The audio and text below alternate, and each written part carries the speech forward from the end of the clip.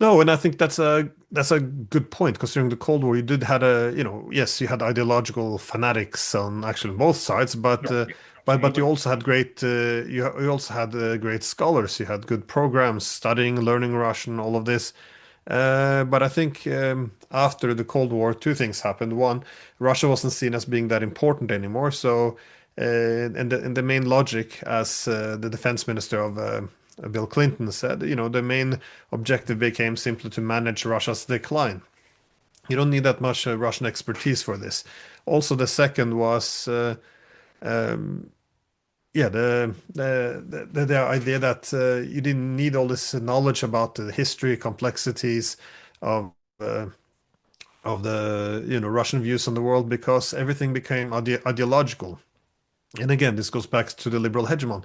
If you listen to the European politicians, for example, or the Americans for that matter, Hmm. they don't have any expertise in Russia or No, China. no, But they have ideology, and that informs everything. They are, we have liberal democracy that creates peace. Our opponents, they do not. They want to hold on to power. They're authoritarian, and that's why we have conflict. This is kind of the liberal democratic peace thesis, and this is that guides everything. You don't need to know anything anymore because it's good values versus bad values. If the good values do compromise with the bad values, that's called appeasement. So you create peace when the good values triumph over the bad ones. This is it. This is from my perspective the great irony because after the Cold War, the idea was that liberal democracy would be rooted in Western hegemony, would be a way of elevating peace around the world, uh, and it was considered to be a non-zero sum way of enhancing security because right. if your neighbor is democratic, will be democratic, we'll all have peace. It sounds like a positive sum game to security, but what it really did was we say that what's it's the internal character of states that dictate its behavior, and the only variable we measure is liberal democracy. And what you then do is you say that, well, it's good values versus bad, and there's always a tendency to externalize evil. That is, you only see bad in others, not yourself. So how do you then have peace with when you have conflict? If you recognize there's competing security concerns, then you would have mutual understanding, compromise, diplomacy. If you think it's good values versus bad values, how do you have peace? Well, the other guy, the other side, always have the bad values. So it's a bit like a religious fanatic. How do you deal with your opponent? Well, one, you can contain them, and that's kind of what the NATO does, or you can convert them, try to make them into liberal democracies, or you can destroy them. That's it. Those are your three options. And we couldn't convert the Russians, we say, and now we can't contain them. So I think it's heading towards the trying to destroy.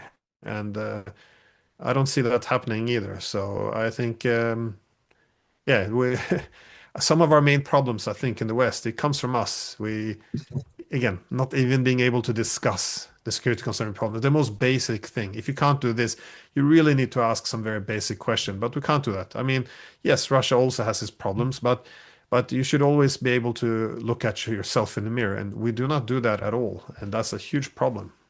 It sounds like the Albigensian crusade in 1209 when the heretics are mixed in. They're ruling the cities, but they're mixed in with the Catholics. And the Crusaders were asking, well, how do we know who we're killing if we're killing the heretics or the Crusaders? And the church answered back, kill them all. God knows his own. That kind of feels like that same. What do we need to understand? Or just kill them all. But that's not an option either. Well, not an No, option they and can actually make for real, realize. Let me phrase that. but at the backdrop of all of this, it's not just a very more an ideological fundamentalist view of looking at the world, but it's also how wars are now seen because the Cold War was long gone, and then for Hmm. decades thereafter, what did war mean? War is, we fought against weak, medium-sized countries in faraway True. places. It meant that, for example, look at Iraq. That was a big one, but still, the U.S. could essentially shape the battlefield. It could build up troops all around Iraq. Well, first sanction it, starve it for yeah, a decade, and then surround it with troops, build up exactly the favorable position, and then attack Yep. and this was it. Or do just bombing campaigns every now and then, these bloody nose attacks with implicit, we'll bomb you a little bit. If you try to strike back, we'll bomb you hard. And this is so essentially accept the soft bombing we'll do every now and then, unless you want heavy bombing. And then now we enter a new era, that is the return of great power politics, because the hegemon is over. So who do we face now? Russia, Iran, China, and uh, and essentially we don't know what to do, because the Russians are fighting back, the Iranians are fighting back, quite spectacularly so as well. The Americans don't know what to do, because they are destroying all their bases in the region. They don't know how to defeat the Iranians, and of course, once, which won't happen, if they're able to defeat the Russians and the Iranians, they're gonna go after China. I mean, you can't really make this up, and no one asks the basic questions. If we couldn't make liberal hegemon work in the 90s when all power was concentrated in the West, why is it such a good strategy to try to knock out Russia, Iran, and China in order to restore it now in 2026? It's suicidal. But again, we had a whole political class growing up for 30 years around the idea that they would rule the world and it would be for the betterment of mankind.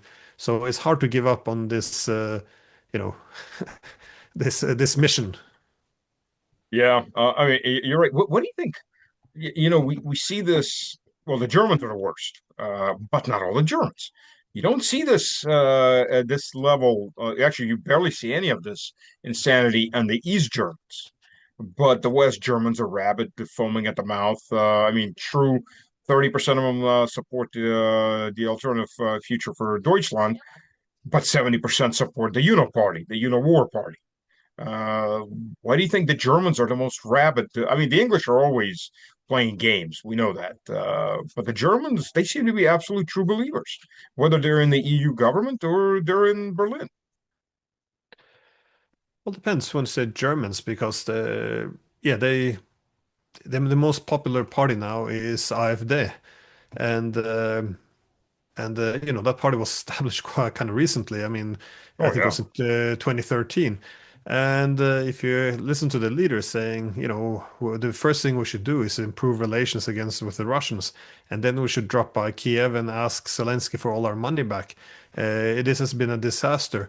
So I don't think it's all the Germans, but I do think that the German government, yeah, is completely out of control, and you kind of see this now with with Merz. I mean, he's the most unpopular leader now in Europe, and he's competing with people like Macron and Starmer, which is it's quite a horrible prize to hold. So it's not as if the Germans are all happy with who they have the leading them either. So no, it's yeah, very dangerous situation to put themselves in.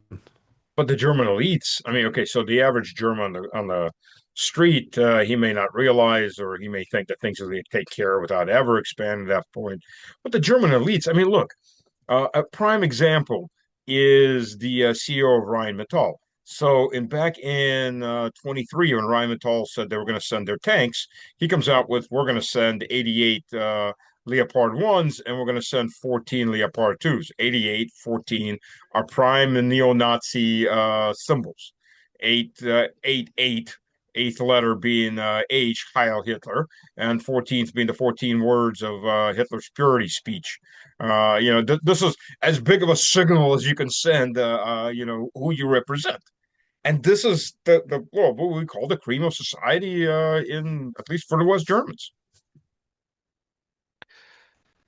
Well, I'm not sure what's happening in Germany anymore. I think that there's some panic because, again, I think their entire economic model, development strategy, the whole post-war identity was tied up to a model which is gone. That is, as they said during the Cold War, the Germans kind of recognized that um, their rise or power or history, that it would always be distrusted in Europe. So it was made always clear that German power had to be always clothed in the mantle of Europe. That is, it had to always stand on two pillars. That is on NATO and the EU. As long as the Germans yeah, clothe themselves in the clothing of Europe, then it would be okay. Then they would, this was at the heart of their their positive development, which their rise wouldn't terrify the other Europeans. Ironically, it's Otto von Bismarck who once made a comment that the people who use the word Europe, they use it because they do not dare to say it in their own name. And I think that's what the Germans have done as well. Anyways, what we see now is that the liberal hegemonic moment has come to an end. Well, what's happening? Well, NATO probably won't survive this. At least it's not going to exist the way it did before. The Americans will have different interests. Even if they still want to be in Europe, the interests of the Europeans and Americans will diverge more and more. So far, the European goal or strategy has simply been to, well, let's make ourselves more valuable for the Americans by being more obedient in terms of being used as frontline states, in terms of accepting more unfavorable economic deals, in terms of politically, submitting themselves more to Washington. But this is a very temporary solution because all that Europe is doing is making itself weaker and weaker, and this is, of course, just making America less interested in Europe. So Europe is on this one. Well, NATO is not going to last. The relationship with Americans is going to go worse and worse. And then you have the EU, and this isn't going to last either. The EU could have had a future as a geo-economic club that is using collective economic bargaining power Right. for a strengthened position vis-a-vis other large powers. But the EU traded this in for geopolitical EU, which is we don't need economic cooperation. What we need is a common enemy, and this is Russia. Now it happens that this kills off geo-economic Europe because the Europeans no longer has the access to the cheap energy from Russia. We also don't have the access to the large Russian market. And instead, Europe is now a redivided continent, militarized at war, and it becomes more and more dependent. So no, the EU will begin to fragment, also because the Americans tend to function as a pacifier, and NATO will. So what happens to Germany now? They don't know what to do. Now they're going to become the largest army in Europe. That's their goal. Not every Wait, European wait, is wait, happy wait. about this. Let me one thing to ask you for that. Is that going to be the largest army in Europe by EU standards or larger than Russia? Yeah, when they say Europe, they mean EU. They Okay, forget. okay. Yeah. But That's but here's easier the than problem. getting the other goal. Yeah, but only a few years ago now, Germany was a different country. It was the one who'd learned from World War II. It was going to be more peaceful. At least that was the rhetoric. I don't know. I was in the army when NATO bombed Yugoslavia, so I remember 10 years after unification, the Germans Yeah. bombing another European capital. So I'd never really bought into how, peaceful, how the Germans learned from World War II. I saw, a different rhetoric. I remember there for foreign minister make the point that we had to in Kosovo they had to choose between Auschwitz and what was it Auschwitz and I forgot. Anyways, and they decided yeah, well in Kosovo they said well it was our special responsibility to act. So I remember that. the distribution of power tends to dictate ideas. And so for the Yes. Germans throughout the Cold War, they said our brutal genocidal history was a reason why we had to be constrained. And then after the Cold War, when there was no constraint on Germans, they said, oh, actually, our genocidal history gives us, he said, a special responsibility to prevent it from happening other places. By So now committing it. instead of constraining the Germans, this was used now as a reason why they had to act more forcefully. So, this is how countries work. They will find their own reasoning. You're right. Humanity is nothing if not a master of reasoning, especially when it comes to committing sins that it needs to reason out as actually being good things. But if I Uh, can jump in there, if you want to look at yeah, German history, because, yes, you can say it's different periods, different ideas, values, identities. But if you look now the war with Russia, and especially the Germans, how they're managing Ukraine, how much consistency there is in history, because if you go back to World War One, the peace deal that well essentially took Russia out of the war, the Russian yeah, Empire, Breslavia, yeah, Brest-Litovsk. Litovsk. Uh, Yeah, yeah, this was framed in Germany as, oh, we were going to help the Ukrainians. We're gonna, give them freedom from the Russians. This whole idea. But every historian, well, more or less every historian, there's a very wide consensus that the Germans were simply not giving, acting out of altruism, helping freedom of Ukrainians. They were looking to build a Slavic proxy on the outskirts of the German Empire, something Hmm. that could be used against Russia. Then you saw World War II, more or less the exact same thing. They began to cultivate Ukrainian nationalists who saw Russia as the empire that would prevent its independence and sovereignty, and essentially aligned with them. And again, Germany would help Ukraine, but really building a proxy they can be Right. used. And now, of course, we're back at this. That is NATO claiming, oh, we want to help Ukraine. But at every turn, we see what was done. When they toppled the government, they toppled Yanukovych, they didn't have support by most Ukrainians. Even BBC acknowledged this. At every turn, undermine every peace deal, every election. Keep in mind, 2019 was a peace platform of Zelensky. Yes. They undermined this as well. And even now, they see the vast majority of Ukrainians wants peace talks to put an quick end to this war. The Europeans won't even talk to Russia. They refuse to pick up the phone. And you can have, the Merz, his German leader, standing there going, "Oh, we're going to help fight we're going to stand with the Ukrainians till the end," and all this nonsense. No, they're building a proxy. It's nothing about to do about helping. There's no empathy here, and no. So there's some very impressive, almost historical continuity. But yeah, here we are. Well, and I've got to end on this, but you're absolutely right. A, B, if you look at it a little bit deeper and historically, first of all, Hitler wasn't building a German empire. He was building the new European order, which basically European Union is just a second version of it. But Hitler didn't come up with all of this. It was actually something that German philosophers were working out back in the 1880s and 1870s as Germany was being unified. Mittel Europa, and its colonies should be Eastern Europa. Yeah, no, I agree. No, so it's again. So some of the structural issues, the reason why Germany is doing this, I think that's still in play. I mean, this is why always in Europe, if you could have the Germans and the Russians find a way of overcoming this conflict, harmonizing interests, finding some political settlement, that would have to be the foundation uh, of a stable Europe.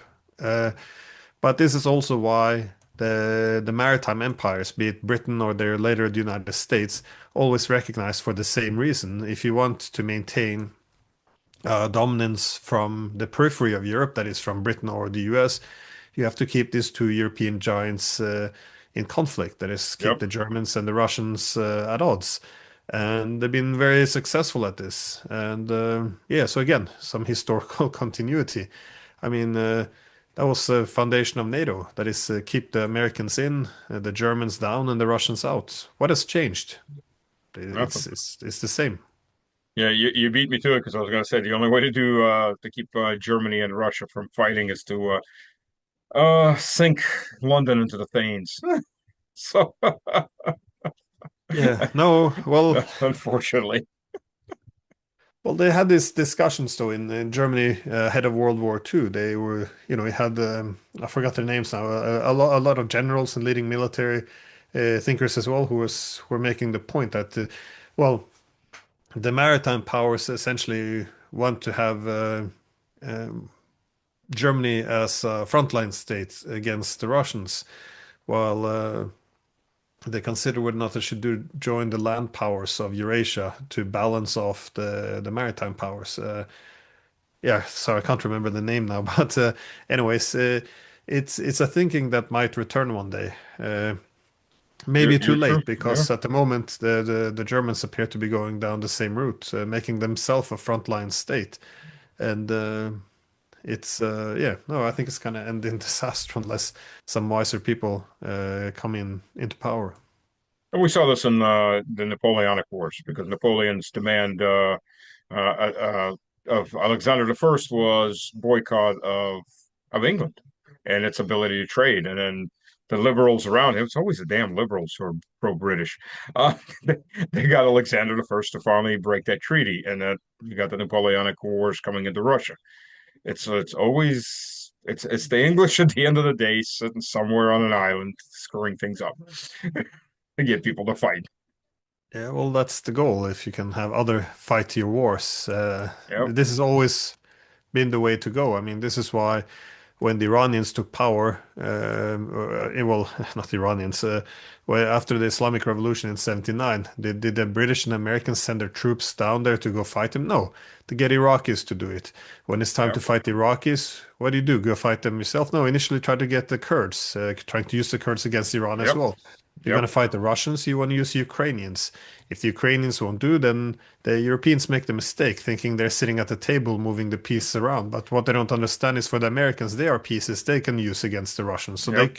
Europeans can become the new Ukrainians. And again, if you're gonna go after China, you're gonna set up a Filipino proxy or something else. This is how imperial wars are fought.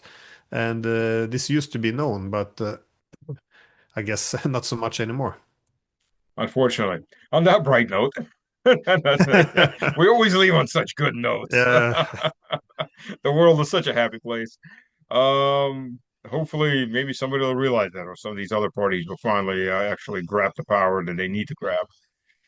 So, Glenn, I want to thank you. It's getting kind of dark. I'm going to phase out here. Need to find a better place and better lighting. But Glenn, I want to thank you for joining. And let's just hope next time we talk, we can have some more positive things instead of ever deeper rabbit holes that we seem to be going down into. yeah, yeah. I missed the times of good news, but hopefully we'll get back there. Good to At see you least a again. little good news. Yes, absolutely. Everybody, cheers. Thank you.